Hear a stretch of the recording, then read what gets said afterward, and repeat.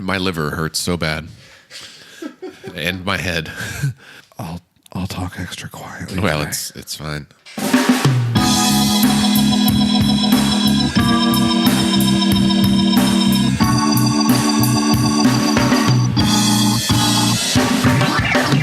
Hey everyone, and welcome to Let's Pod This. My name is Andy Moore.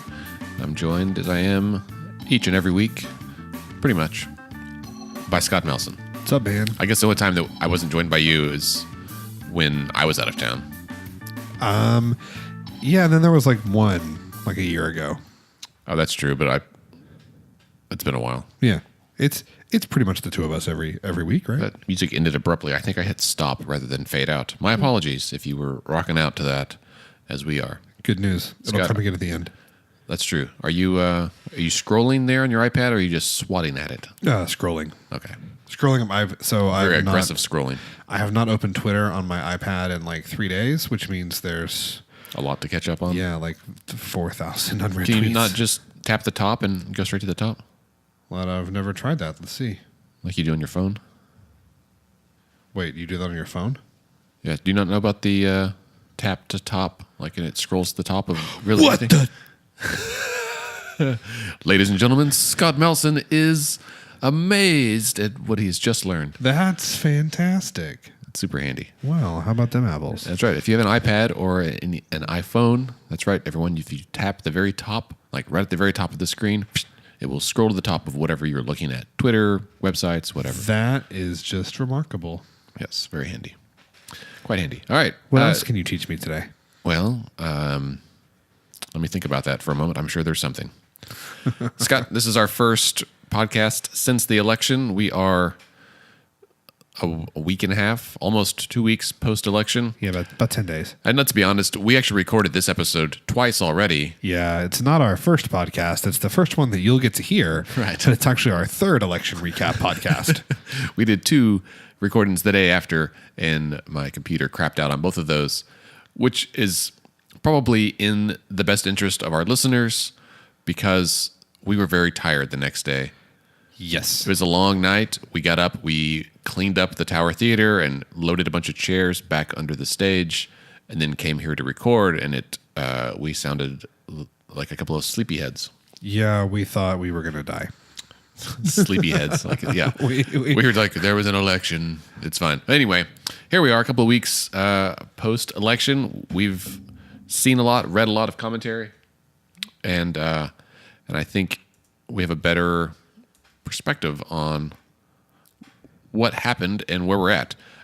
So maybe to start at the top of the ticket, clearly Kevin Stitt won the gubernatorial election. What? I hadn't heard that. Indeed. That's brand new information. And so let's talk about the margin there. It was a big margin, bigger, huge, Yes. much larger than anticipated. Yeah, so before the election, the conventional wisdom from most people, I think, was that this was going to be pretty close. We had, I think we would classify that we had the race as a toss-up. Our forecast showed that Edmondson we thought was going to win by about 2.5.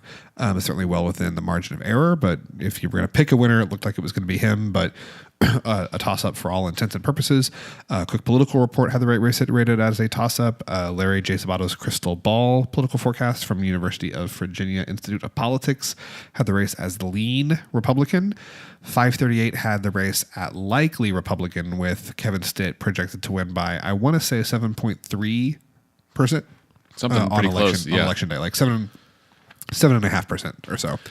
And instead, we got 54.3% for Kevin Stitt to Drew Edmondson's 42.23%. So a 12.1% margin, and Libertarian Chris Powell coming in with 3.44%. So a 12% margin going either way is not something I think most people saw coming. No, and I think we can clearly say that the third party candidate, the Libertarian candidate, did not detract. I mean, it may have detracted from one or the other, but it wasn't within the difference. It didn't make the difference. Yeah.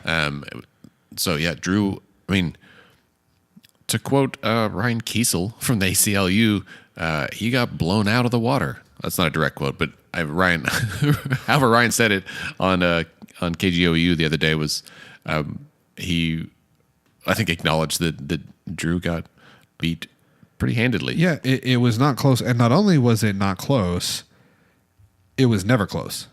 Right. Yeah. Like at no point yeah. in the night was it close. Now, which is interesting, right, to me. And it was not close. And also, I think a big news of the night was voter turnout. Right. Oh, it was huge. 56% of eligible voters. It is. I believe registered voters. Excuse me. Yeah. I believe the state election board said that it is like the most we've seen in a governor's race since at least 1986. Something like that. I think, like, and maybe even before that, like maybe like as far as we have records, we don't actually have turnout records from before 1960. It's not. Yeah, it's not the highest ever, but it was certainly notable. And I mean, we kind of heard that, and it seems like turnout was high across the board, right? Both parties, all parties. Yeah, it's really interesting. So everybody came out, and so one of the things that we saw was that some interesting facts. There are no moral victories here, right? So if you're Drew Edmondson, this probably doesn't make you feel any better. Right. Drew Edmondson got more votes than anyone has ever gotten in a governor's election in Oklahoma and lost. He's the first person to get 500,000 votes and lose. Yes, and he is also the first. The number of votes that he got would have been enough to win the governor's race in every governor's race we've had, except for like 5 or 6 of them or something. Yeah. So, but Kevin still got more votes. Yes. So second place is the first loser. Right, and so that's a product of that's a product of the turnout that you see. The turnout was not disproportionate on one side or the other. Right. Yeah. It went up across the board. So some of the other news is about people who voted straight party, right? So as we discussed in our last episode, at the top of your ballot is a box where you can list Republican, Democrat, and Libertarian, because those are the 3 parties that are currently recognized in Oklahoma. And you can fill in one of those, and it will then vote for the candidate from that party for each race that there is one. And something like a third of voters voted straight party, right? Yes. Well, so 66% of Republicans voted straight party and 33% of Democrats voted straight party. No, 66% of people who voted Republican. Voted straight party voted Republican. Yeah. That's 2/3 of everyone who voted straight party, 2/3 of them were Republican. Yes, that's the way to say it. But I think how many people voted straight party out of the whole thing? I thought it was a big chunk, bunch, yeah. like 25 or 30%. And I will say, and I spoke with News 9 earlier today about this. It should air on Monday. That, we don't need straight party. Not because it's a partisan thing. I'm sure that people will say like, oh, well, you just want this. It's one of those liberal agenda things. Like, no, this election reform is good. I wanted this when the Democrats were in charge, and I'm going to keep fighting for it, and no matter who's in power, right? Because in my opinion, and lots of others, I think it is a lazy way to vote, right? Like, if you're going to vote for somebody, vote for that person. Fill in the box. It's not that hard. I mean, it's not going to take you hours. Like, it literally would take you 15 seconds longer. Yeah. So that's part of the news. Also, so Drew lost, but there were a lot of precincts that he won in somewhat unusual areas. So he got the metros, he got Oklahoma County, almost got Tulsa County, but even within those counties, certainly, each precinct is a little bit different. Oklahoma Watch had a great article that had each county or each precinct colored just red or blue, which doesn't really indicate how red or how blue, just, right. If that party got one more vote than the other. But there were some precincts up in Edmond that went blue for Drew. No, totally. That's one of the things that's interesting is, and I can't show this because we're working on a way to show this, but there are the places for the most part that went blue went really, really blue, right? Mm-hmm. But if they didn't go really, really blue, they were red. Right? Like that kind of it was, yeah. You know what I'm saying? Like something like there weren't a lot of purple districts or precincts. Right. So 25-ish% of Edmondson's vote total was from Oklahoma County. Oh, wow. Like 25% of his statewide vote total Was from one county. was from Oklahoma which County. is the most populous county, but a still. huge chunk of the rest of it came from Tulsa. Right. Right. Even though he didn't win Tulsa County, he still got a ton of votes there. Right. So Drew won 4 counties. He won Oklahoma County, Cleveland County, Cleveland County. Cole. No, he won Muskogee County, I think, right? I thought he lost Muskogee County. Let me see here. I'm pulling it up right now. This is the problem with recording 2 weeks later. So he won Oklahoma County, Cleveland County, Cherokee County. Ah, that's right. Yeah. And then Muskogee County, I think he won by like a hair. Oh, that's right. Just a few hair's votes, breadth, which is where he's from originally. a cat's whisker, if you will. Yeah. So Muskogee County was Edmondson 50.00026% to Stitt's 49.997%. Ooh, that is close. That's tight. That's tight. Just a few votes, especially for not a very populous county. Indeed. So other races of note, Kendra Horn won her bid for the 5th Congressional District, which is Oklahoma County, Pottawatomie County, a little bit of, I guess that's it, Seminole County too. In an upset that was notable across the nation. 538 had it listed as their biggest upset of the night. Biggest upset of the night. And so that's pretty exciting. This week, Ms. Horn has been in Washington with all the other new members for their orientation. That's been weird to see someone on the news that we know. And I mean, full disclosure, right. Kendra she's on our board. Is on the board. Although I guess we should talk to her and see if she plans to continue now that she's in Congress. I mean, Congress women aren't that busy, right? She didn't have that much to do. Just fixing the country. Right. Like just her office. It's a hell of a commute though. Right. You think she'll be at the Christmas party? We got to plan one. That's a good question. That would be cool. So that was big. Also, Democrats won. So as the legislature as a whole, they didn't add to their numbers really. Yeah, they actually lost their net -2 in the House, right?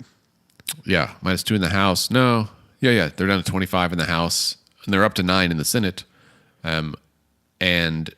But they won a bunch of other races, and so some of the county races, that kind of stuff, and almost all the races that Democrats won in the state were in metro areas, right? Yes. And the ones they lost were in rural areas. Right. Yeah. So if you're going to try and like break down what kind of district did Dems win and what kind of district did Republicans win, Dems for the most part won urban, some suburban districts, and ours for the most part won exurban, rural districts with some suburban districts too. So what does exurban mean? So exurban would be like, I'm trying to think of a town in Urbans that got divorced. Like not Guthrie, but like not suburban, but like it's a town that is a separate entity, but is like within a commuting distance of an urban metropolitan area. Right. So like you can live there, but work in the city. Okay. So like Jones? Maybe. Spencer? Yeah, maybe those would be good examples. It's tough because in Oklahoma, people just drive everywhere, right? Yes, it's a very... I have a staff that lives in Chickasha and commutes to the city every day. I used to have someone who lived in Shawnee and would commute every day. That's funny. It's a long drive. Indeed. Plus, you got to pay tolls just to go to work. That's a big deal. I was like, you pay like $4 a day just to come here, plus parking. But that would be the breakdown. Is that for the most part, ours won the more rural districts and Dems won the urban districts, which is not shocking, I don't think, right? Like that shouldn't be like brand new information to anyone. No. But and here in the metro, Democrats flipped Senate District 30 and 40, which was previously held by David Holt and Irvin Yin, respectively. Yep. So Julia Kurt and Carrie Hicks won those, respectively. Yep. And those are both. I live in Senate District 30. It's a weird shaped district that starts with like Lake Hefner, goes over down through Bethany, like to west over to Bethany, down like Council, and then comes across 23rd to roughly Penn or so, and kind of on both sides of 23rd there. So it's like a big letter C if you're looking at it. Very odd district. And this District 40 is kind of Nichols Hills, the village area, and really just north of 40. So it kind of fills in the middle part of the C there. Yeah. It was, another thing that was, and this is kind of on the heels of talking about now senator-electors. I guess they're not senator-elect anymore, right? They're senators. They were sworn in this week. Yeah, so Senator Hicks and Senator Kurt. it was definitely the year of the woman, kind of, I think, Yeah, for sure. continued. So I believe all of the seats that Dems won or flipped, right, were won by women, right? I think so. I do know that right now the three most powerful minority positions in the state legislature are women. So the House minority leader is Emily Virgin, and then the Senate minority leader is Kay Floyd, and I think she serves as the caucus chair as well. Yes. And so, so I guess three positions, but it's only two people. Yeah. But that's pretty exciting. And then Representative Tammy West is she's a Republican, but she's appointed to. She's like the majority leader, I think, in the House. Yeah. Not floor leader. That's still Right, Eccles. right. But yeah, I think she's the majority leader. And so it is pretty exciting to see. And now we started this last year, right? Was it last year? Year before last? Year before last, we had female chairs of appropriations and budget in both chambers, Leslie Osborne and what is her name in the Senate? I can see her face too. I can too. And so you almost had it there, didn't you? Yes. If you said they had her birthday on the floor. They sang happy birthday to her on the floor last year. Hang on. Mm-hmm. It is Senator. Ooh, all right, so close. I've almost got it in my head. I'm going to race you, and we'll see who gets it first. Kim David. Kim David. There it is. Right afterwards. Yes, Senator Kim David in the Senate, and so it's exciting to see the seats that the Democrats lost, the seats that we'll say flipped the other way there, were in the House. Donnie Condit and former House Minority Leader Steve Copeland, and so they're both rural areas. And what's perhaps most notable about Copeland's loss is that he lost to a Republican, who didn't spend a single dollar. Like literally didn't campaign at all. No, yeah. I mean, kind of said he got his name on the ballot and that was it. He said it was a word of mouth campaign, which okay, right. So he told a few people, but I think that speaks to the issue of straight party voting, right? I haven't looked. Do they release state party? Do they release straight ticket voting by county? I don't think so, or at least they have not. I bet we could get it. Yeah, I think we could get it. They haven't done it in the past. I think it speaks in part to straight party voting. I think it also speaks in part, though. I mean, Representative Copeland's from Beggs, a rural district, a very small rural, not exurban, not urban, suburban, or exurban, and so I wonder if it's more that. One thing seems clear as I'm looking. So we came up with a heat map that basically shows kind of intensity of not just whether a county was red or blue, but the darkness, the intensity with which they're red or blue. Darkness, everyone. And I will tell you. So, just here's for example. So when you think of the county, so Oklahoma County was more blue than any other county in the state. Okay. Okay. All right. Do you know what the gubernatorial vote shook out to? In Oklahoma County? Yeah. I don't. No, I don't. 56 for Edmondson, 44 for Stitt. Okay. Okay. So the bluest county in the state went for Edmondson, 56-44. You know what the reddest county in the state was?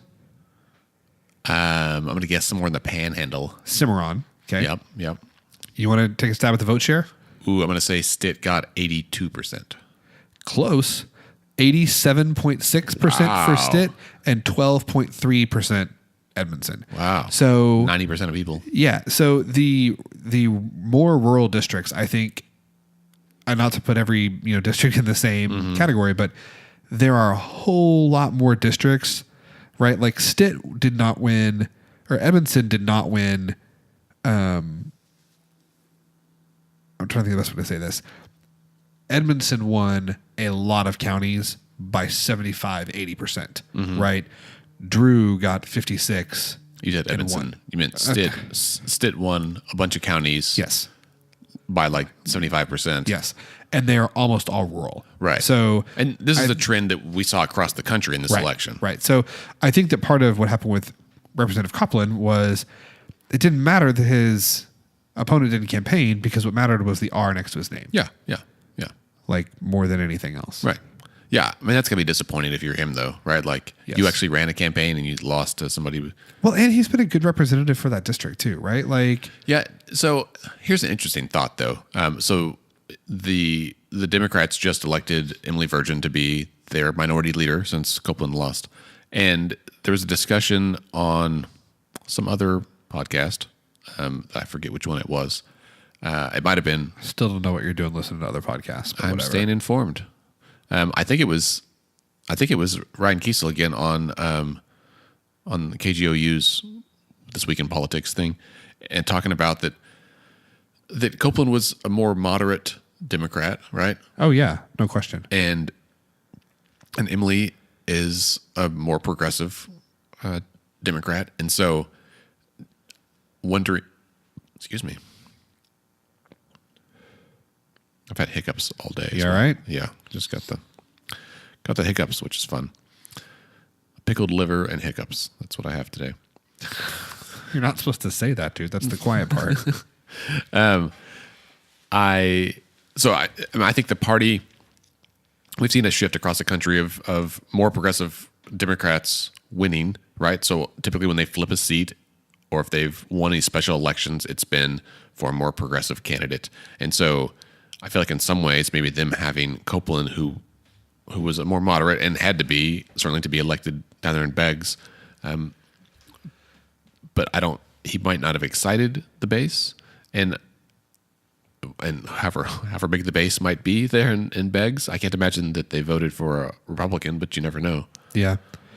Also, I think with higher voter turnout and registration numbers we've seen, I mean, I like that we have more data essentially that confirms what we've always said is that Oklahoma is a Republican state. Like, and it very well may be that if you actually polled every citizen or every person in the state, regardless of citizenship, that most of them would identify as a conservative or as a Republican. Well, so 55% of Oklahomans identify as conservative.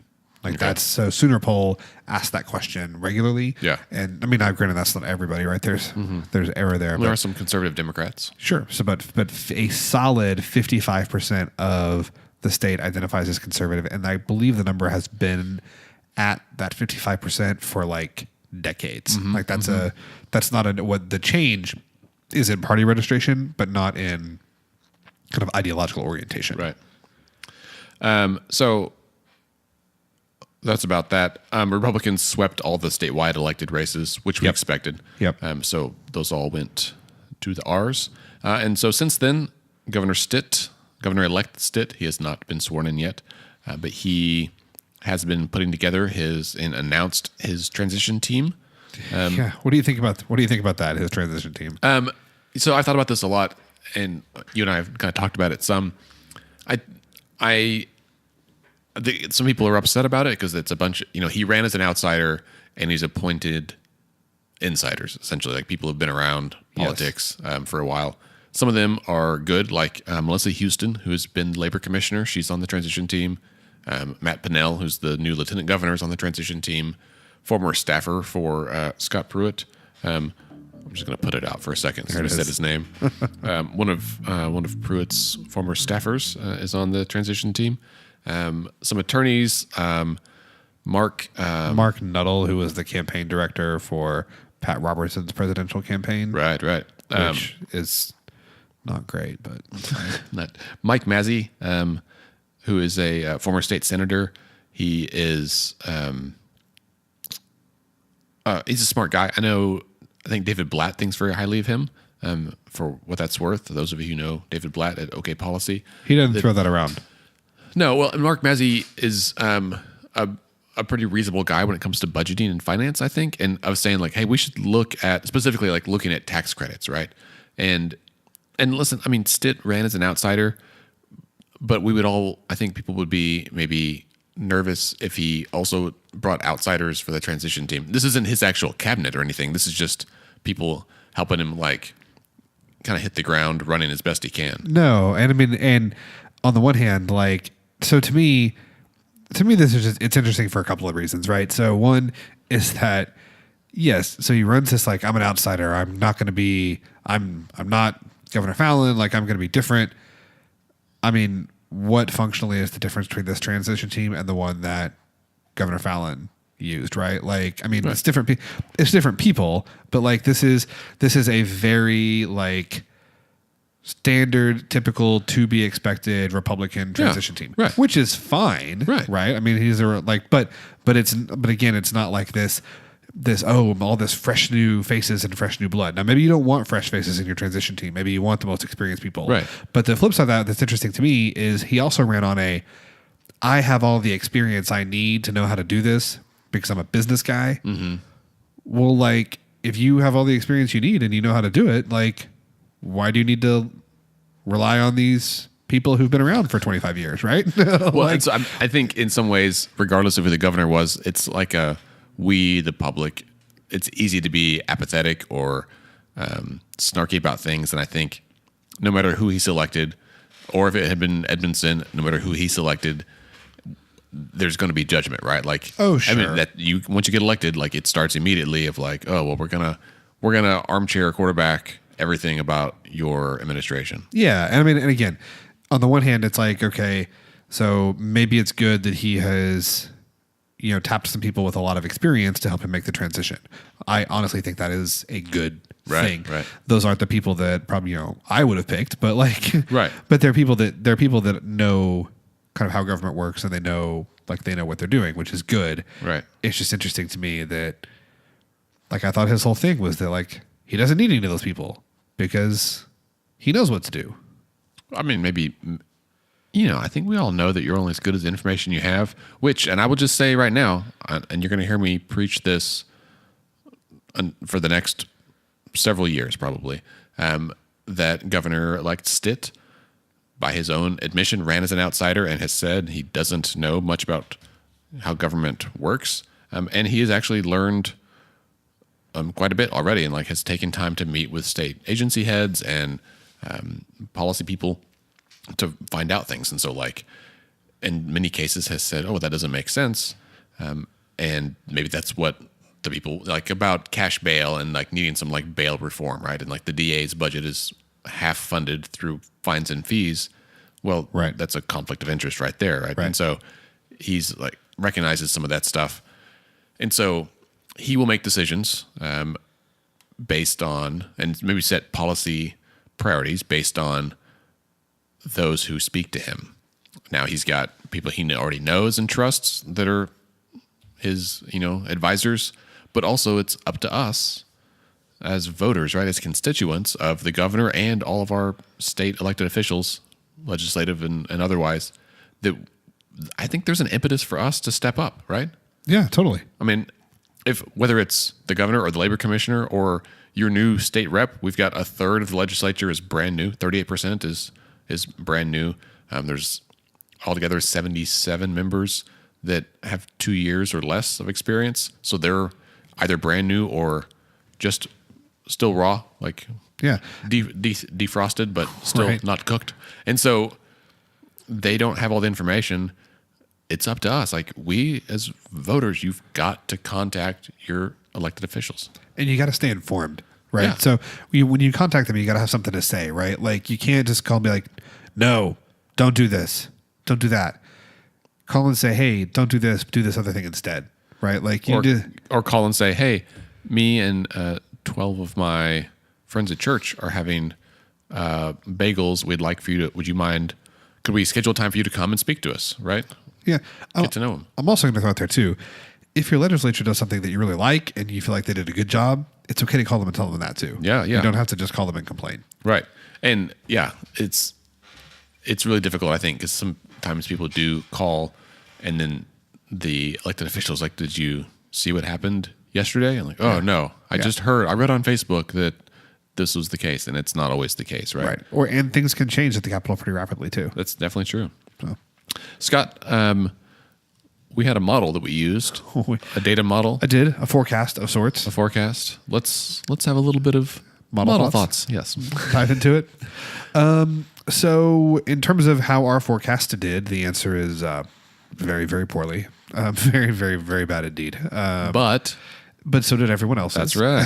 So I feel less bad about how far we were off because everyone else was off by similar margins. So we had projected that Edmondson would win the governor's race by about 2.5 points. And he lost by 12. So we were off by 14. The only other forecast that I have quantitative data for is the 538 forecast that had Stitt winning by like 7.5, and then he won by 12. So the 538 forecast was off by about 4.5. Cook Political had the race as a toss up, so say they were off by 12. And then Larry Sabato's crystal ball, I'd say off by 8 to 10, somewhere in there, because they had the race as lean Republican, not likely. I've spent a lot of time the last 10 days kind of looking at what was off in our forecast, and we used several variables, and actually three of them held up really, really well. But there was one that was significant to a high degree in recent elections, and that was not significant at all in this election, and it has to do with the way that vote share had been allocated among counties for the past several election cycles. And I think that that's a function of, more than anything else, turnout. Like, I think that turnout and then this urban-rural divide that has become more profound and more distinct. So our forecast essentially assumed that there were some rural counties who have traditionally voted more Democratic that were going to continue doing that, and that was not the case. So those are the big places that we missed. We're not done yet. We're going to keep trying to get better. That's right. At this and collecting more data and analyzing more data and being more systematic in how we use it. I've thought also too, there's been a lot of talk, after 2016, there was a lot of talk about polls and how all the polls in 2016 were wrong and they missed it. And then after this race, certainly, I heard from multiple people on election night, like, well, this just shows that you can't trust polls. I have mixed feelings about that, and I'll say why. And it Please do. Well, so at first glance, and using kind of the simplest possible metric, yes, the polls missed. Okay, so Sooner poll had a pull out. They're never going to be 100% right. Correct. So on November 1st, Sooner poll put out a poll that had Stitt 46.4, Edmondson 41.6, Powell 3.8, with 8.3% undecided, and a margin of error of 4.6. Okay. The day before the election, or 2 days before the election, they actually released another one that had Stitt 47, Edmondson 44, Powell 2.7, with 6.2% undecideds, and a 5.3% margin of error. Okay? So wider margin of error, but fewer undecided. Yes, and it was a smaller sample size. So sample size in the first poll was like 447, and the second one was like 388. Okay, like that. So counts, yeah. So that's where where the error came from. So in one poll, you have a lead for Stitt of 5, and another one a lead for Stitt of 3. Okay, so in the simplest possible terms, the poll called the winner correctly because Stitt won. Right. Kind of the next iteration down, they missed obviously the margin significantly because they had Stitt winning by 5 and 3. Stitt actually won by 12.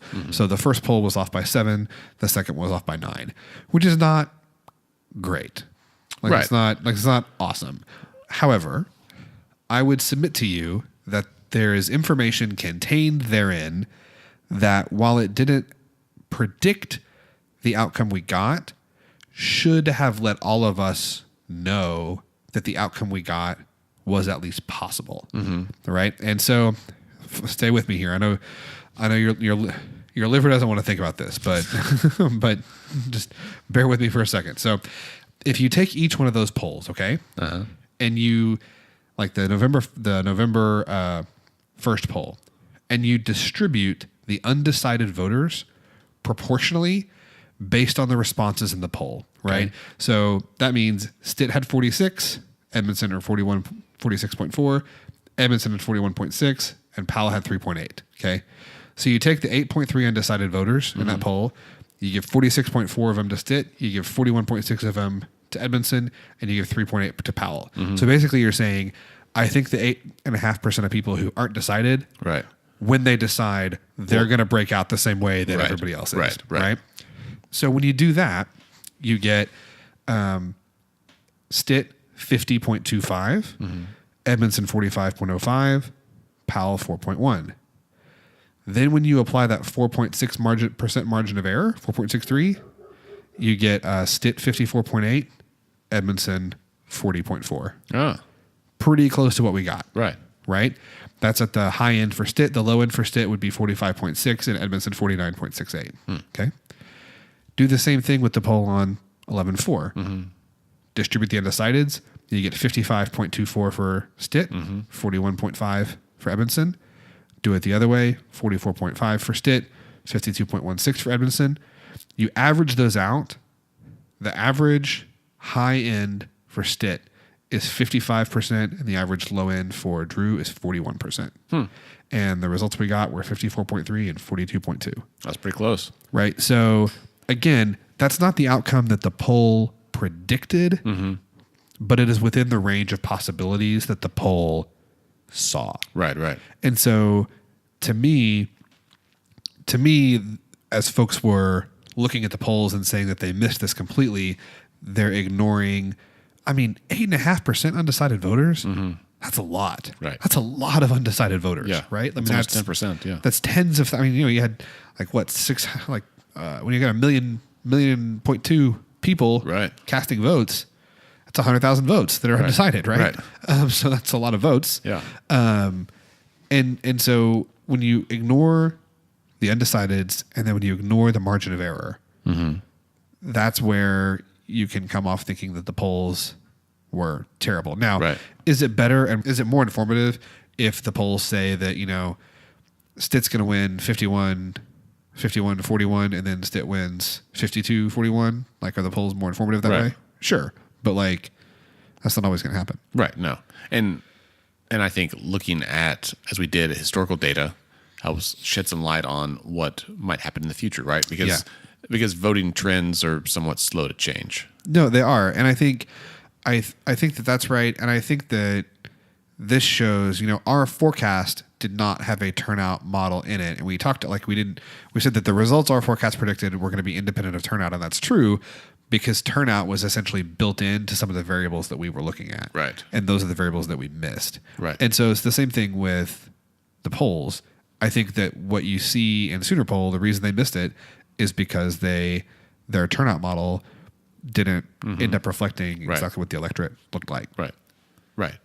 Yeah. Interesting. Well, I'm excited to dig more into the data. We're going to have some more kind of data analyses and some additional maps and graphs rolling out. Fun things. Over the next few weeks. So stay tuned to our social media and our blog for that. Scott, I have 2 announcements. Do you have anything else? I don't think so. Okay. So I have 2 announcements before we wrap up here. One is that this coming Tuesday, November 21st, is our 21st. Is that the right day? I think so. 20th. Sorry. So I have 2 announcements. The first one is that this coming Tuesday, November 20th, is our next West Wing watch party. We're going to do that at the Tower Theater, Tower Cinema, which is at the Tower Theater. It's just upstairs in the balcony. And I believe that is at 7:00 p.m. on Tuesday. So if you're a fan of the West Wing, it's a great time to come out and watch it. I will be there wearing probably some form of West Wing weekly apparel, a lapel pin or something. And we're going to watch the Thanksgiving episode from season 1 or 2. Let's see. Shibboleth? Shibboleth. Season 2. And so that's a great episode. One of the greatest episodes of television ever. Of any show. Agreed. And maybe next year we'll watch the other episode, The Indians in the Lobby. Watched it yesterday. Did you? Well, I'm not at all surprised. I will watch it myself probably on on Thanksgiving, much to my wife's chagrin. I might watch it on Thanksgiving too. So that's on November 20th. And then just some dates to be aware of as we move into the new year. January 14th is going to be the day that Governor Stitt takes his oath of office. They plan to do it on the steps of the Capitol, on the South Steps, which have been redone and are newly open again, which is pretty exciting. And so he will have his swearing in that day. Other statewide elected officials will also be sworn in that day. I don't know if they do it all outside at the same time or how that happens. I'll try to find out. We've got some time to let you know. We've got 2 months until then. So that's January 14th. Mark your calendars if you'd like to be there. I will be there. Maybe we'll try to do some interviews that day. That'd be fun. And then later that week, January 17th, is the deadline for all the bills to be filed for the 2019 legislative session. So they can start filing bills now. Some bills have already been filed. Scott... Typically what will happen is you'll not see very many bills filed now, and then what will happen is like the day of the filing deadline, there will be like hundreds and hundreds of bills filed, and most of them won't have any language in them at all. Right. Just shell bills. Yeah, they have a bill that doesn't have any legislative language, but in order for the bill to potentially be considered, they have to file. Like it has, yeah. Mm-hmm. So between now and the start of the session, we will... now we have some time off, and we're going to actually develop some of the resources that we've been talking about for a while, like how a bill becomes a law in the Oklahoma legislature and how that process happens. It's a little more complicated than just the I'm just a bill on Capitol Hill Schoolhouse Rock thing. But that's a good place to start. It is a good place to start. So I'll try to make it entertaining. I can't guarantee that I'll make a cartoon about it, but we'll have something animated. It'll be like an animated slideshow. Maybe I'll dress up as a bill. Ooh. Do a little bill dance. Right. Wrap me up in paper. Just, why is that mummy dancing? Mommy, what's wrong with the notepad? So pay attention to that. If you are someone who has a desire for something to change, now's a good time to reach out to your state legislators, your House rep and your senator. If they're brand new, certainly reach out and say hello. They are able to file some as well. House reps can each file 8 bills. Senators can file an unlimited number. Fun fact, not everyone files a bill. And to quote Oklahoma City Mayor David Holt, former state senator, he said this is a couple of years ago, he was talking to some colleagues, and he's like, well, what are you guys working on this year? And they're like, oh, we don't know. He didn't name who it was, but he was just kind of appalled that some legislators didn't even file any bills. He's like, what are you doing here? Just hanging out, waiting around to vote on something that you didn't run? Like, what's your contribution, I think is the bottom line. I'm amazed that he was so shocked by that. Well, he was a go-getter. That's true. You may have noticed. That's true. So, all right. I think that's it for this episode. Scott, do you have anything else? I got nothing. All right. Well, in that case, let's be done. That brings us to the end of this episode. Don't forget to subscribe and rate the pod on iTunes or Apple Podcasts, and tell your friends about it. Share it on social media. Text them. I know it's a little more work to share a podcast, but we would really appreciate it if you did. We still are Oklahoma's highest rated politics podcast, dedicated to Oklahoma politics. Preach. Which is pretty exciting. You can follow us on Twitter at Let's Fix This OK. Scott is at SC Melson. I am at AndyOKC. You can shoot us an email at podcast@letsfixthisok.com. That's our website, by the way. Also on Facebook and Instagram. We're basically Let's Fix This OK everywhere. Our theme music that you're listening to right now is provided by the Sugar-Free All-Stars. We appreciate that. Let's Fix This is a nonpartisan, non-profit organization who strives to educate and equip all Oklahomans to engage with the government. We encourage you to get involved in any way that you can. And remember, decisions are made by those who show up. Have a good week.